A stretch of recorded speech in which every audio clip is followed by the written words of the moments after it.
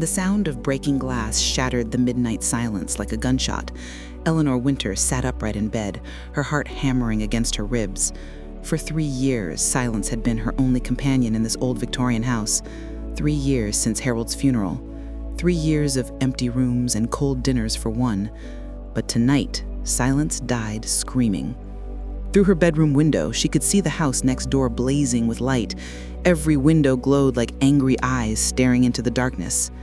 The old Monroe place had been empty for months, until they arrived a week ago, a couple. Young, the kind who smiled at each other while carrying boxes inside, the kind that made Eleanor remember what she used to have. Another crash. Then a man's voice, raw and furious, cutting through the walls between their houses.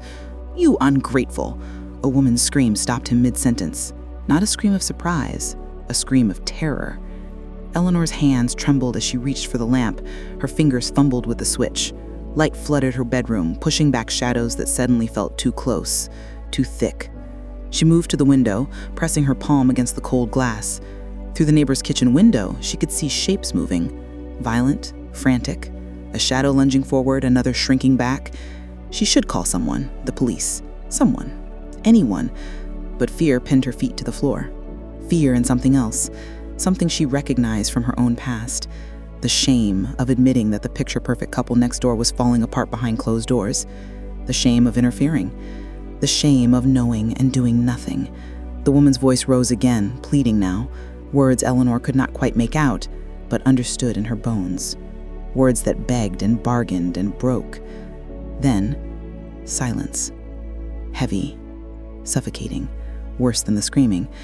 Eleanor stood frozen at her window for 20 minutes, 30, an hour, waiting for sirens that never came, waiting for something. Anything. The lights next door went out one by one. Darkness swallowed the house whole. And in that darkness, Eleanor made a choice she would regret for the rest of her life. She went back to bed. She pulled the covers over her head like a child hiding from monsters. She told herself it was not her business. She told herself, couples fight.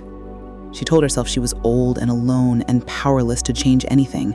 But sleep never came, because even through the walls, through the darkness, through her justifications, she could still hear it. The sound of a woman crying, soft, broken, utterly alone, just like her.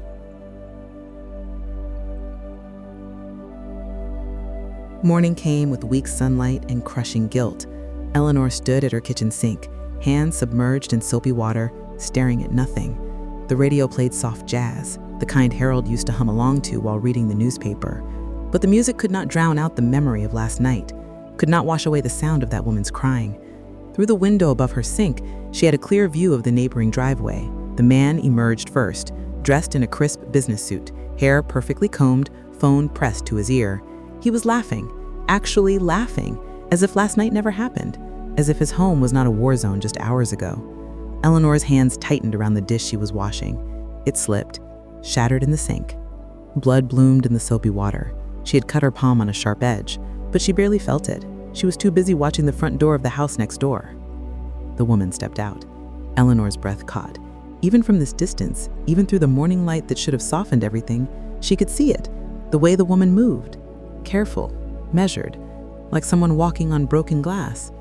The long-sleeved blouse on a warm spring morning, the forced smile she gave her husband before he kissed her cheek and drove away.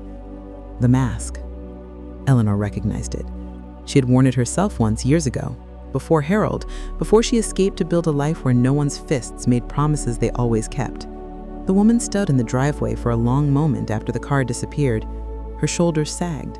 The smile melted off her face like wax, and for just a second, she looked up, directly at Eleanor's kitchen window. Their eyes met. Eleanor felt it like an electric shock, recognition, understanding, a silent plea that transcended the space between their houses. Then, the woman lowered her gaze and walked back inside. The door closed with a finality that made Eleanor's chest ache. That night, it started again.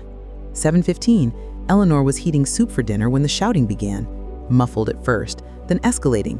The man's voice was a constant roar. The woman's came in short bursts, defensive, desperate, diminishing.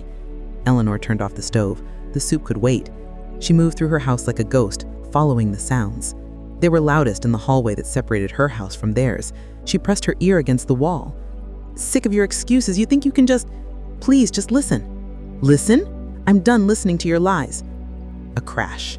Something heavy hitting the floor, or a wall, or... Eleanor's hand flew to her mouth. Silence. Then footsteps. Heavy. Pacing. A predator circling prey. "Look what you made me do." The man's voice had dropped to something worse than shouting. Something cold, controlled, more terrifying in its calmness. "Look at this mess. Clean it up now." "I'm sorry. I'm so sorry. I didn't mean..." "You never mean anything, do you?" Eleanor slid down the wall until she was sitting on the floor, knees pulled to her chest, ear still pressed to the cold plaster. She stayed there for 2 hours, listening, bearing witness to something she could not see but knew intimately. The pattern continued, night after night after night. 8 o'clock, 9:30, 11:15, midnight. The arguments came at different times but with the same rhythm. Explosion, tears, silence, apologies whispered so softly Eleanor could barely hear them, then the terrible quiet that meant it was over. For now.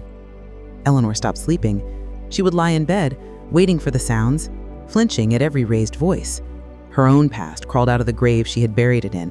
Memories she had locked away for decades came flooding back. Different faces, same fear.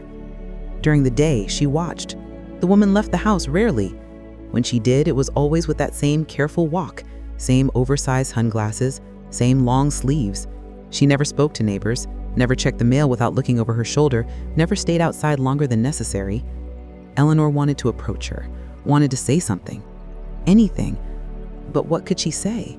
"I hear you hurting me through the walls. I know what you're going through. Leave him before it's too late." The words stuck in her throat every time, because she remembered how those words felt when people said them to her decades ago. Useless, judgmental, oversimplified, as if leaving was ever that simple, as if fear had not built a prison more secure than any lock. 2 weeks passed. The violence escalated. Eleanor could hear furniture breaking, doors slamming. Once she heard a glass shattering followed by a woman's sharp cry of pain. She picked up the phone that night, dialed 911, stopped. What would she say? What proof did she have? The woman would deny everything. The man would charm the officers. Eleanor would become the nosy old widow who could not mind her own business. And afterwards, when the police left, that woman would pay for Eleanor's interference. She hung up the phone. That night, Eleanor cried for the first time since Harold's funeral. Cried for her powerlessness. Cried for that woman next door. Cried for the girl she used to be who had no one to hear her screaming through walls. She fell asleep on her hallway floor, ear pressed to the wall, listening to silence that felt like a tomb. The silence came on a Tuesday, not the temporary silence that followed the screaming, not the weighted quiet of fear holding its breath. This was different, absolute, permanent, the kind of silence that makes you check if you have gone deaf. Eleanor noticed it immediately. She had been listening for 3 weeks now. Her body had attuned itself to the rhythm of violence next door the way sailors learn the pattern of waves. She knew when the storm would come, knew how long it would last, knew the sound of its passing. But Tuesday brought nothing. No shouting, no crying, no sounds at all. The man left for work at 7:30 as usual. His car pulled out of the driveway with its familiar rumble. Eleanor watched from her living room window, coffee cup trembling in her hands. The woman did not come outside, not in the morning, not in the afternoon, not at dusk when she usually retrieved the mail with quick, nervous movements. 8 o'clock came and went. No lights turned on in the house next door except for one lamp in the front window, the same lamp, in the same place, unmoving, like a lighthouse with no one tending it. Eleanor's unease grew teeth. Wednesday, still silence. The man came and went, alone. The woman's car sat in the driveway, unmoved, gathering morning dew. No shadow passed behind the curtains, no door opened, nothing. Thursday morning, Eleanor forced herself to do something she had been too afraid to do before. She walked across her lawn, across the property line, up the neighbor's driveway. Her heart hammered so hard she thought it might burst through her ribs. She knocked on the front door, waited, knocked again, louder. Nothing. She pressed her face to the window beside the door, cupping her hands around her eyes to peer inside. The living room looked normal, clean, furniture in place, no signs of struggle, but no signs of life either. The mail slot overflowed with envelopes and advertisements, at least 3 days' worth, maybe more. Eleanor stumbled back to her house, legs weak, mind racing. She told herself the woman had left, packed her bags and escaped while her husband was at work. Went to family, friends, a shelter, anywhere, somewhere safe. But a voice in the back of her mind whispered darker possibilities that made her stomach turn, possibilities she had heard about on the news but never imagined happening next door. Friday afternoon, a police car pulled up to the neighbor's house. Eleanor watched from behind her living room curtains as 2 officers approached the front door. The man answered, still in his business casual clothing, smile professionally pleasant. They spoke for several minutes on the front porch. The man gestured occasionally, expressing concern but not alarmed. The officers nodded, wrote in their notebooks, looked sympathetic. After 20 minutes, they left. No search, no investigation, just a welfare check that found nothing wrong. Eleanor's hands balled into fists. She wanted to run outside, to scream at those officers to look harder, to search the house, to not just take his word for everything. But her feet stayed rooted to the floor because she knew how this worked, how men like him could charm and lie and convince everyone that everything was fine, that his wife simply left, that there was nothing suspicious, that he was the victim of abandonment, not the perpetrator of something worse. That evening, Eleanor stood in her backyard, staring at the neighbor's house as darkness fell. The single lamp glowed in the front window, mocking her, haunting her. Where was she? What happened to her? Was she hurt? Eleanor could not finish the thought, would not. Saturday night, the man brought a woman home. Eleanor heard them laughing as they walked from his car to the front door, heard music playing, heard the clink of wine glasses through open windows. He was moving on, already, as if his wife had never existed, as if the screaming and crying and violence had never happened, as if Tuesday's silence had erased everything that came before. Eleanor's blood ran cold. Sunday morning, she made a decision. She would go to the police herself, tell them what she heard, demand they investigate, make them listen. But Sunday afternoon changed things. Eleanor was in her basement, sorting through old boxes, trying to distract herself, trying to silence the questions that would not stop circling her mind. The basement was musty and dim, filled with remnants of Harold's life mixed with her own. She rarely came down here anymore. Too many memories, too many ghosts. She heard it, so faint she thought she imagined it, a sound that did not belong. A whimper, soft, human, coming from behind the old storage shelves Harold had built decades ago. Eleanor froze. The boxes in her hands tumbled to the concrete floor. Her heart stopped, started again, too fast, too hard. "Hello?" her voice cracked. "Is someone there?" Silence. Then, "Please." A whisper, broken, terrified, female. "Please don't tell him I'm here." Eleanor's legs nearly gave out. She gripped the shelf for support, mind reeling, reality tilting sideways. The woman from next door was in her basement. Eleanor's hands shook as she reached for the pole chain that would light the back corner of her basement. The bulb flickered twice before catching, casting harsh yellow light across the storage area. Behind the shelves, pressed into the corner where Harold used to keep paint cans and old tools, was the woman from next door. She looked like a ghost, hair matted and tangled, clothes filthy, face hollow and pale except for the bruises. Dark purple blooms across her cheekbone, yellow-green shadows under her eyes, split lip crusted with dried blood. But it was her eyes that hit Eleanor hardest, wild, feral, the eyes of a hunted animal that had finally stopped running. "How long?" Eleanor's voice came out as a whisper. "How long have you been down here?" 3 days. The woman's voice was hoarse. "Since Monday night. I waited until he left for work. I ran. I tried every house on the street, but no one answered. Then I saw your basement window was cracked open. I didn't know where else to go." Eleanor's mind spun. 3 days. This woman had been hiding in her basement for 3 days while Eleanor walked around upstairs, while police came and went, while her husband brought another woman home. "Why didn't you say something? I was down here yesterday. You could have..." "I didn't know if I could trust you," the woman's eyes filled with tears. "I didn't know if you would turn me over to him. Everyone likes him. Everyone thinks he's perfect, charming, successful. No one ever believes me when I try to tell them what he's really like." Eleanor knew that tone, knew that desperation. She had used those exact words once, decades ago, talking to a friend who refused to see the monster behind the man she thought she knew. "What's your name?" Eleanor asked gently, lowering herself onto an overturned crate. Her knees were not what they used to be, but she needed to be at eye level, needed to show this woman she was not a threat. "Lily," the woman wrapped her arms around herself. "Lily Foster." "I'm Eleanor, and Lily, I'm not going to tell him anything, but we need to get you out of this basement, get you cleaned up, fed, and then we need to figure out what to do next." Lily shook her head violently. No, I can't go back upstairs. What if he sees me through a window? What if he comes looking? He's been watching your house. I can see him through the basement window. He stands in his backyard sometimes, just staring at your house. He knows. Somehow he knows I'm nearby." A chill ran down Eleanor's spine. She thought about the past few days, the way she sometimes felt eyes on her when she walked to her mailbox. The shadow she thought she saw in her backyard but dismissed as paranoia. He was watching, hunting. "Okay," Eleanor said, trying to keep her voice calm despite the fear crawling up her throat. "Okay, you stay here for now. I'll bring you food and water, blankets. But Lily, we can't do this forever. He will find you eventually. We need a plan." Lily's laugh was bitter and broken. "There is no plan. I have no money, no family." He made sure of that.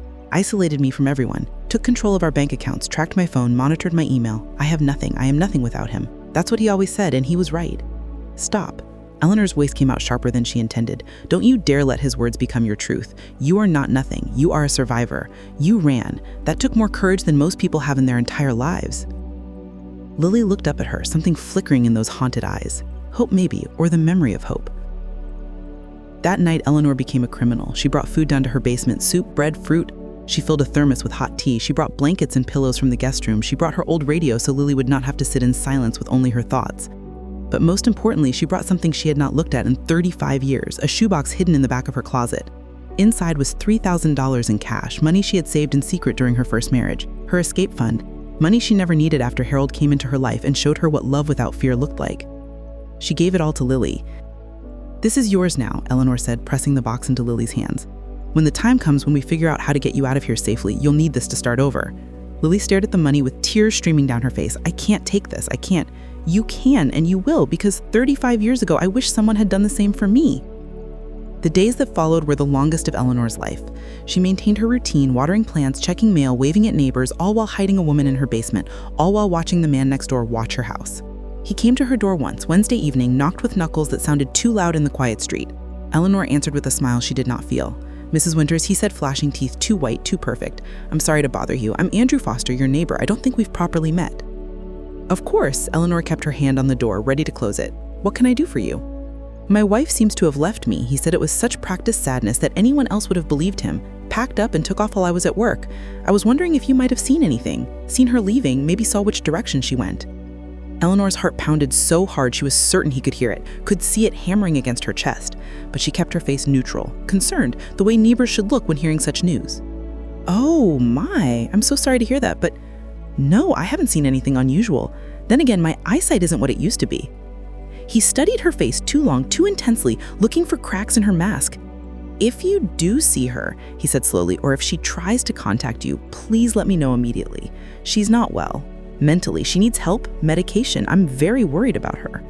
The lie was so smooth, so practiced, so perfectly delivered that Eleanor almost admired his skill.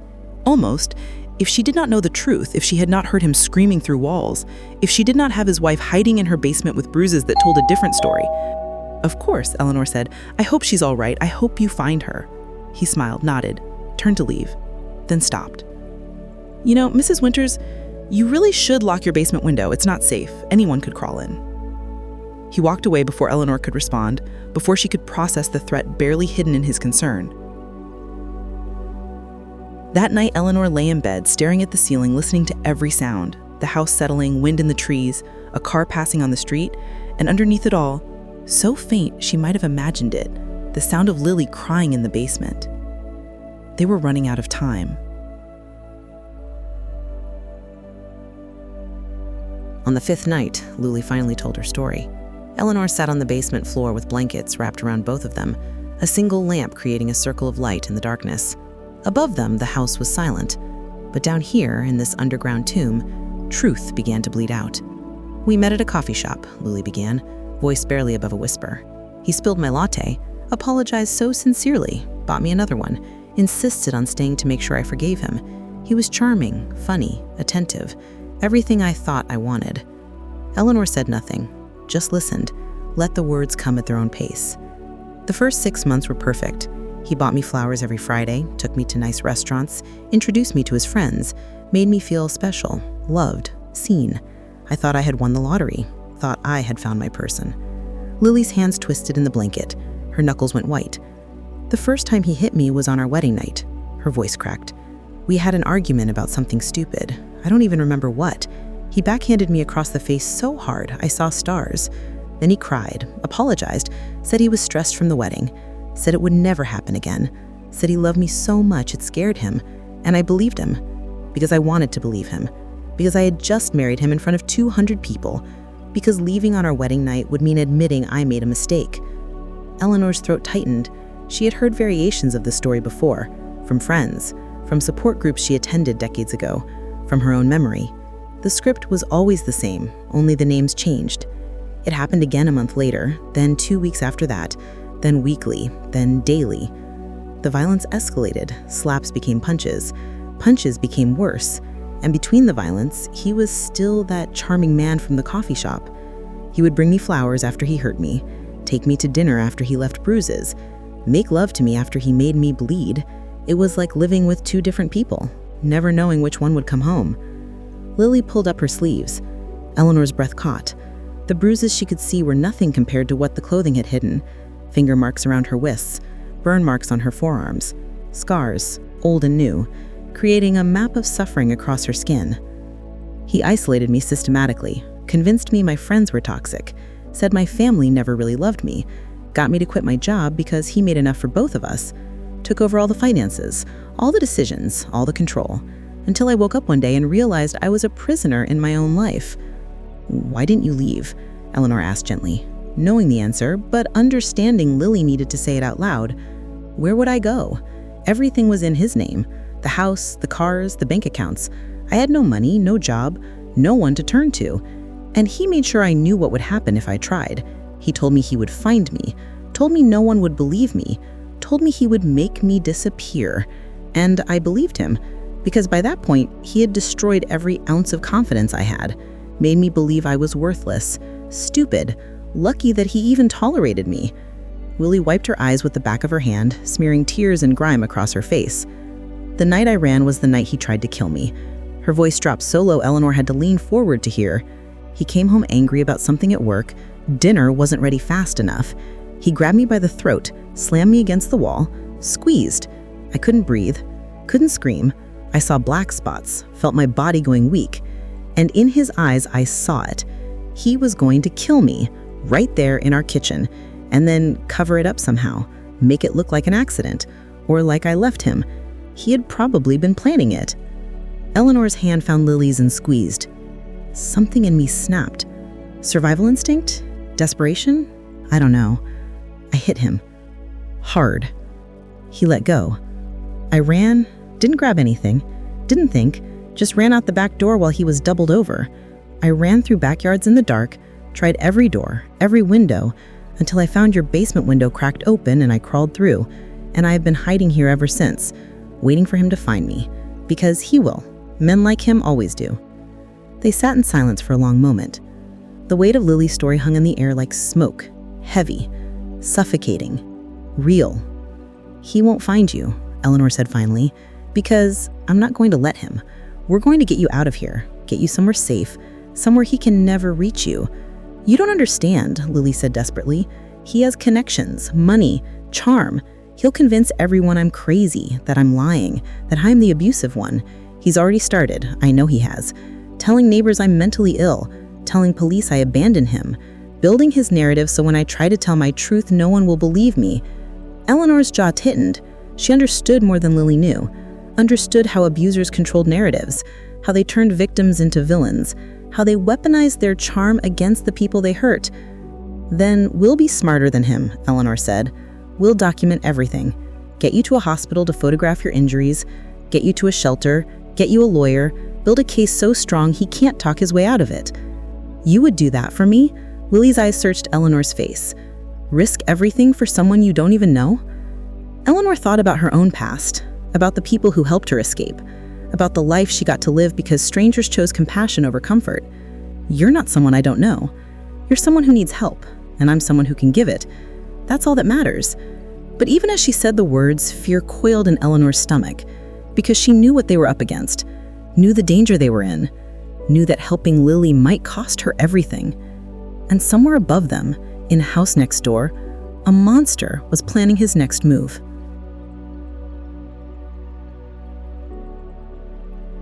The plan came together over 48 hours of whispered conversations in the basement. Every detail mattered, every second counted. One mistake would cost them big. Eleanor made lists on scraps of paper she burned in her kitchen sink afterward. Timing, routes, contacts, money, documentation. She was 73 years old and planning an operation that felt like something from a thriller movie. But there was no time for doubt, no room for fear, only action. The first call she made was to Grace Church on the east side of town. She had volunteered there 30 years ago, back when Harold was alive and they still went to Sunday services. She asked for Pastor Williams, hoping he still worked there, hoping he would remember her, hoping he would help without asking too many questions. He did. "I have someone who needs sanctuary," Eleanor said carefully over the phone, speaking in code they both understood.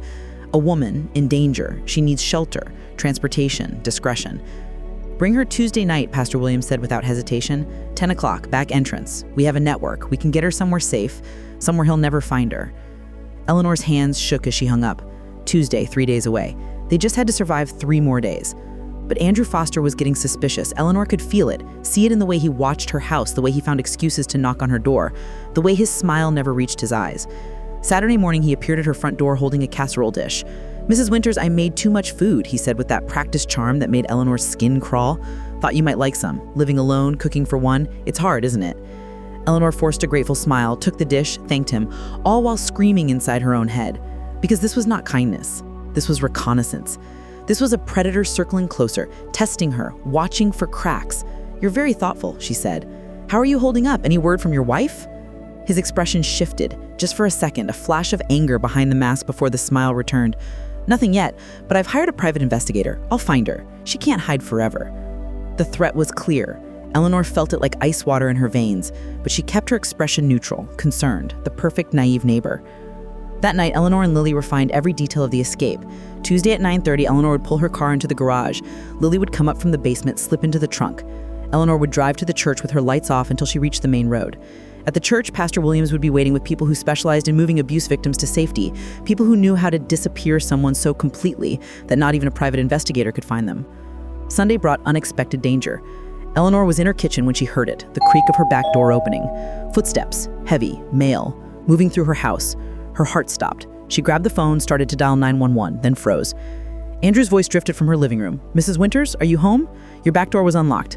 I was worried. Wanted to make sure you were okay." He was in her house, uninvited, searching, looking for his wife. Eleanor forced her legs to move, walked into the living room with the phone still in her hand, making sure he saw it, making sure he knew she could call for help if needed. "Andrew," she said, keeping her voice steady despite the terror flooding her system, "you startled me. The back door has not have latched properly. Thank you for checking, but I'm fine." He stood in the middle of her living room, eyes scanning everything, the couch, the hallway, the basement door. "Do you mind if I use your restroom before I head back home?" "Of course," Eleanor said, because what else could she say? "Down the hall on your right." But she knew he was not going to the bathroom, knew he was going to search her house, knew he was looking for Lily. The moment he disappeared down the hallway, Eleanor moved. She walked to the basement door, locked it, pocketed the key, then returned to the living room and waited. Andrew emerged 5 minutes later. His eyes went immediately to the basement door, the locked basement door. "Everything all right?" Eleanor asked sweetly. "Perfect," he said, but his jaw was tight, his hands clenched. "Thank you for your hospitality, Mrs. Winters. I should get going." He left through the front door this time, but Eleanor knew he would be back, knew they had run out of time. She raced to the basement. Lily was pressed against the wall, eyes wide with terror. "He's going to find me," Lily whispered. "He knows I'm here. I could feel it. He knows." "Then we move up the timeline," Eleanor said. "We're not waiting until Tuesday. We're going tonight." They spent the afternoon preparing. Eleanor gave Lily her old clothes to wear. They were too big, too old-fashioned, but they would work as a disguise. Eleanor cut Lily's hair short in the basement sink afterward, changed her appearance as much as possible. Every detail mattered. At 7 o'clock, Eleanor called Pastor Williams, explained the situation. He agreed to meet them at 9 instead of Tuesday, said he would have everything ready. At 8:30, Eleanor pulled her car into the garage, closed the door, left the engine running. Lily climbed into the trunk with a flashlight and the box of cash Eleanor had given her days ago. "If anything happens," Eleanor said, "if we get stopped, if he finds us, you stay hidden, you stay quiet, and when you get a chance, you run. You understand? You run and you never look back." Lily nodded, tears streaming down her face. "Thank you. Thank you for saving my life." Eleanor closed the trunk, walked around to the driver's seat, put the car in reverse, and that is when she saw him. Andrew Foster stood in her driveway, blocking her exit. Arms crossed, expression dark, the mask finally gone, the monster fully visible. Eleanor's blood turned to ice. Her hands gripped the steering wheel so hard that her knuckles went white. In the rearview mirror, she could see the trunk, could imagine Lily inside, hearing this, knowing he was here, knowing they were caught. Andrew walked slowly to the driver window, tapped on the glass with one knuckle. The sound was like a gunshot in the silence. Eleanor rolled down the window, kept her expression confused, concerned, innocent. "Going somewhere at this hour, Mrs. Winters?" he asked softly, dangerously. "Just to the pharmacy," I lied. "Need to pick up my prescription before they close." "Really?" He leaned closer, close enough that she could smell his cologne, could see the coldness in his eyes. "Because the pharmacy closed an hour ago. Try again." Eleanor's mind raced. Every second mattered. Every word was a landmine. In the trunk, Lily was listening, waiting, terrified. "You're right," Eleanor said, thinking fast. "I was actually going to Grace Church. There's an evening service I sometimes attend. Helps with the loneliness." He studied her face, looking for lies, looking for cracks, looking for his wife. Then he smiled, but it was not a smile. It was a threat wearing a smile's skin. "I'll follow you," he said. "Make sure you get there safely. Streets aren't safe for a woman your age driving alone at night." Eleanor's heart sank, but she had no choice. She nodded, put the car in reverse, pulled out of the garage with Andrew following in his car right behind her. She drove toward the church, mind spinning, plan falling apart. No way to warn Pastor Williams, no way to get Lily out of the trunk without Andrew seeing, no way forward except to keep driving and hope for a miracle. They were 5 blocks from the church when it happened. A deer darted across the road. Eleanor slammed on her brakes. Andrew, following too close, swerved to avoid hitting her. His tire skidded, clipped the curb. The tire blew with a sound like a gunshot. Eleanor did not hesitate, did not think, did not look back. She pressed the accelerator to the floor and drove. Drove away from Andrew Foster, stranded on the side of the road, drove toward the church, drove toward freedom. She pulled into the church parking lot at 9:15. Pastor Williams was already there with 2 women Eleanor didn't recognize. They moved quickly, efficiently, professionally. They opened the trunk, helped Lily out, wrapped her in a blanket, guided her towards a van with tinted windows. "Where are you taking her?" Eleanor asked. "Better you don't know," Pastor Williams said gently. "The less you know, the safer you both are, but I promise you she will be safe. We have a network, shelters, safe houses, resources. We've done this hundreds of times. He'll never find her." Lily turned back, their eyes met one last time. No words were needed. Everything was said in that look. Gratitude, goodbye, grief and relief tangled together. Then Lily was gone. The van pulled away, disappeared into the night, taking with it a woman who deserved a second chance at life. Eleanor stood in the empty parking lot, shaking, crying, terrified and triumphant all at once. She had done it. She had saved her. But as she drove home, she knew this was not over. Andrew would come for answers, would come for revenge, would know she helped his wife escape. Eleanor Winters had just made herself a target, and she was never more proud of anything in her life.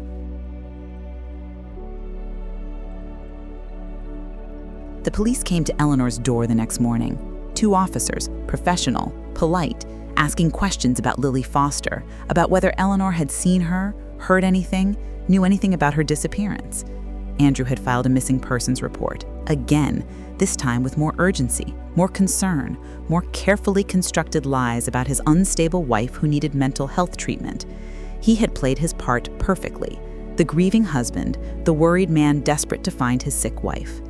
Eleanor played her part too, the confused elderly neighbor, the woman whose memory was not what it used to be, the innocent bystander who could not possibly have any involvement in something so dramatic.